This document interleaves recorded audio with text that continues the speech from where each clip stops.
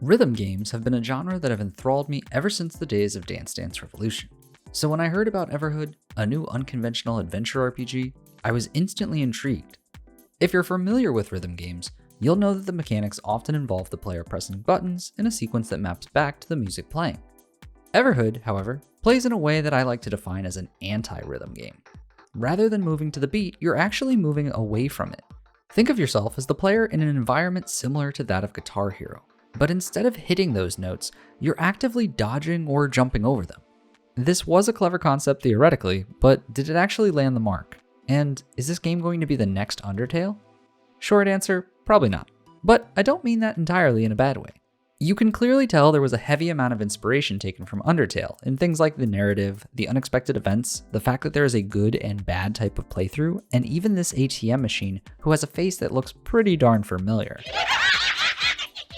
This is all amazing in many ways, and I think the story told is actually an interesting one, to say the least. But I do think at times it felt a bit on the nose with characters directly talking to you versus talking to the main character. Now, breaking the fourth wall can be such a magical moment in many forms of media, but the overuse of it made it lose its impact later into the game. It also could feel a bit grandiose at times. I feel like the trippy narrator was in many ways almost unnecessary to the story itself. But although I had some concerns with how the story was unveiled, the story itself and the characters in the world were ones you could definitely become attached to. From the goofy slime brothers to the knight in only his boxers and a helmet, you couldn't help but find characters to love. The beauty in this game is definitely discovering the world around you and why everything is just so strange in this place known as Everhood. The story, however, can be a bit intricate when it comes to picking up those context clues. You'll have to dig into every nook and cranny and play the game at least 2 times to really get a good understanding as to what is going on. But the real crux to this game is obviously the music and that anti-rhythm combat.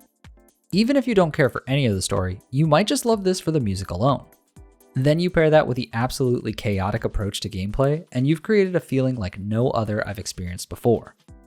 The game is constantly keeping you guessing what might happen next. You've seen some of this gameplay already, but just take a look at this level specifically.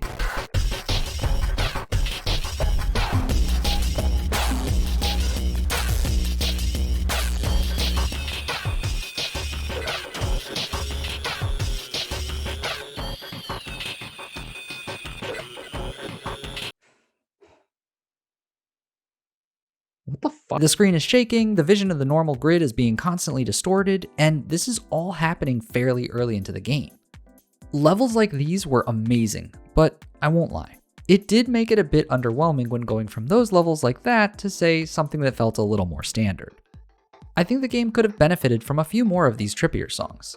My main reason for this, besides from those levels just being badass, is that it made it a bit more chaotic and fitting to that theme of going against the rhythm. Conceptually, the game mechanic is a refreshing twist to the genre, but it made it so I never really felt like I was connected to the song like you would get in a normal rhythm game. Instead, it feels more like a bullet hell game that just has a great soundtrack.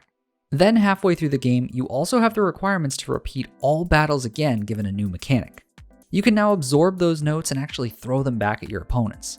Playing through the first half of the game, I constantly had the thought that it made no sense that you would just dance and enemies would be defeated. So I was excited to see this latter half.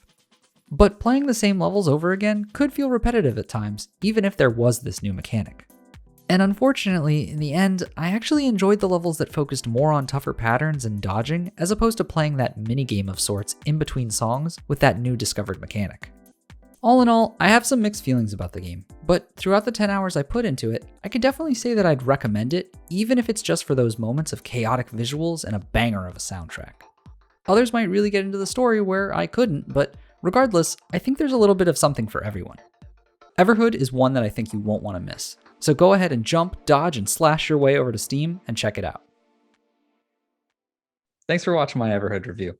If you like what you heard, of course, click that like button, click that subscribe button for more indie pod goodness, and you can always join our Discord if you want to talk to like-minded people and rant about cool indie games.